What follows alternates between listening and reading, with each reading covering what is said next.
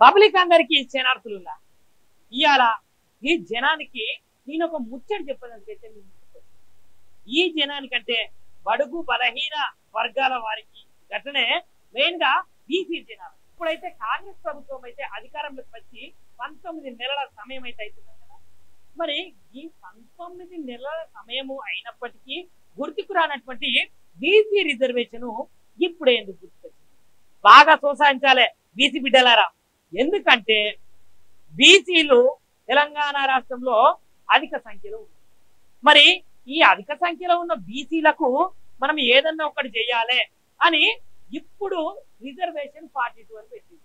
మరి నిజానికి కొంతమంది నాయకులు అదే విధంగా తీన్మార్ మల్లన్న గాని కల్వకుంట్ల కవిత మేడం గాని లేదంటే ఆర్ కృష్ణయ్య గాని ఇట్లా చెప్పుకుంటూ పోతే కొంతమంది బీసీ బిడ్డలైతే బీసీ బిల్లు మీద గాని బీసీ రిజర్వేషన్ మీద గాని చాలా పోరాటాలు చేసిర్రు.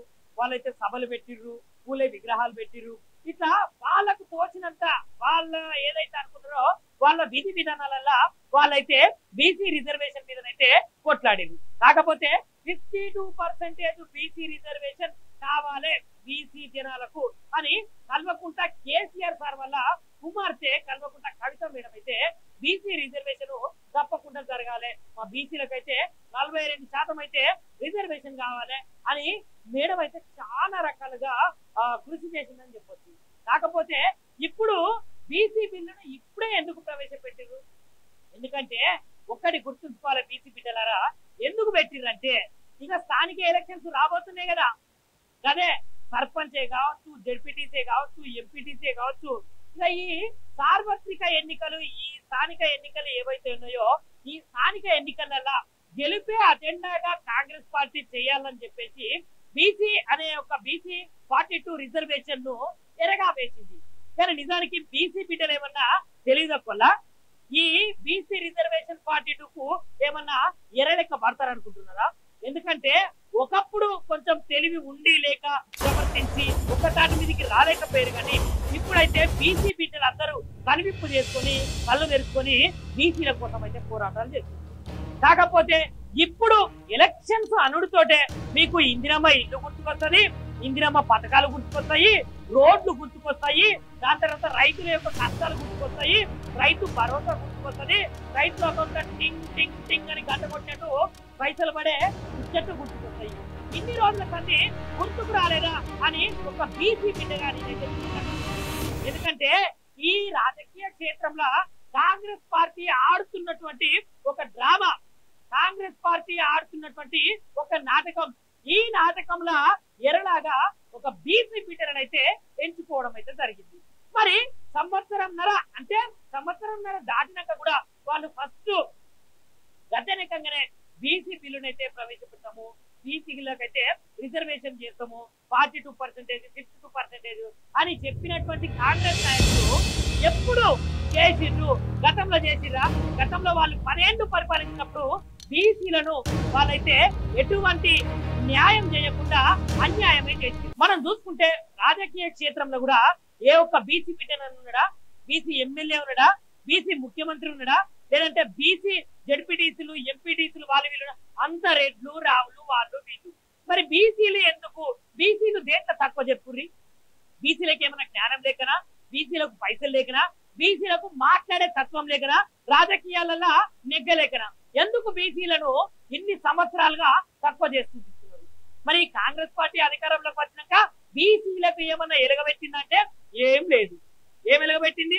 ఒక బీసీని బీసీగా చూసింది తప్ప వాళ్ళని ఏమన్నా పదవులు ఇచ్చి కిరీటాలు పెట్టి వాళ్ళని ఏమన్నా గద్దెనెక్కించిందా?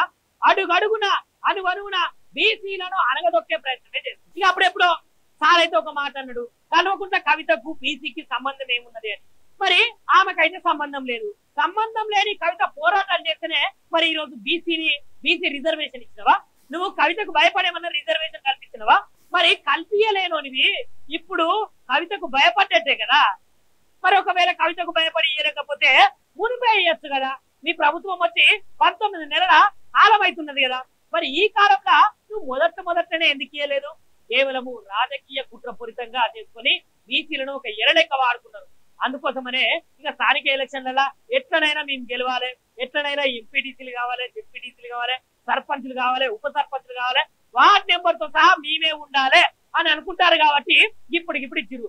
ఓట్లు అనుడితోటే ఏమన్నంటే ఓట్లు అనుడితోటే జనాలు గుర్తుకొస్తారు. జనాల సమస్యలు అయితే ఓట్లు దాటిన తర్వాత ఒక సామెత ఉంటుంది ఏంటంటే ఓడ దాటినాక ఓడమల్లన్న, ఓడ దాటిన తర్వాత ఓడమల్లన్న అన్నట్టు ఇగో ప్రజలు ఏమున్నది వాళ్ళు జనాలే జస్ట్ ఉత్తగా ఓట్లేస్తారు వెళ్ళిపోతారు. దాని తర్వాత మొత్తం రాజ్యం వేయచ్చు, తెలంగాణ మొత్తం ఖరాబ్ చేయొచ్చు అన్న ఒక ఉద్దేశంతో తప్ప నిజానికి జనాలకు ఏం మంచి చేసిరయ్యా. తెల్లారితే పొద్దుకుంటే రోజు బీసీలే కావచ్చు, ఎస్టీలే కావచ్చు, ఎస్సీలే కావచ్చు, బడుగు బలైన వర్గాలే కావచ్చు, మైనారిటీ జనాలే కావచ్చు, కష్టాలు పడుకుంటా ఈ తెలంగాణ రాష్ట్రం అయితే మొత్తం సమస్యల మయమైపోయింది. మరి ఇన్ని సమస్యలు ఉన్నా కూడా ఏం పట్టించుకొని ఈ ప్రభుత్వ నాయకులు ఈ కాంగ్రెస్ పార్టీ ఇప్పుడు బీసీ రిజర్వేషన్ 42 ఎందుకు పెట్టింది? కేవలం రాజకీయ కుట్రపూరితమైన రాజకీయాల వలనే ఈ రోజు బీసీ నాయకులనే గాని బీసీలకే గాని 42% మేము రిజర్వేషన్ కల్పించము అని చెప్పుకోవడానికి మాత్రమే వేసింది. కానీ నిజానికి బీసీ బిడ్డలారా ఈ తమ్ముడు ఒక మంచి ముచ్చట చెప్తాడు. ఏంటంటే దయచేసి ఎలాంటి ఎలక్షన్స్ ప్రలోభాలకు లొంగకుండా మనం అందరం ఒక్కతాటి మీద ఉన్నప్పుడే బీసీల మందరం అయితే న్యాయంగా పోరాడతాము. మన బీసీ బిడ్డను ఎన్నుకుంటాము. మనకు మంచి చేసే నాయకుడిని మనం ఎన్నుకోవాలి. ఏదో నోట్లు చూపించి ఓట్లు వేయించుకొని దాని తర్వాత మనల్ని బయటికి పంపించి మనం నటించే నాయకుడు మనకు వద్దు. ఎప్పటికైనా నీతిగా నిజాయితీగా మనం ఉన్నాము. ఏ పార్టీలో ఉన్నా కూడా ఇప్పుడు బీసీలు చాలా రకాలు, ఇప్పుడు కాంగ్రెస్ ఉన్నారు, టీడీపీ ఉన్నారు, టీఆర్ఎస్ ఉన్నారు, బీజేపీలు ఉన్నారు.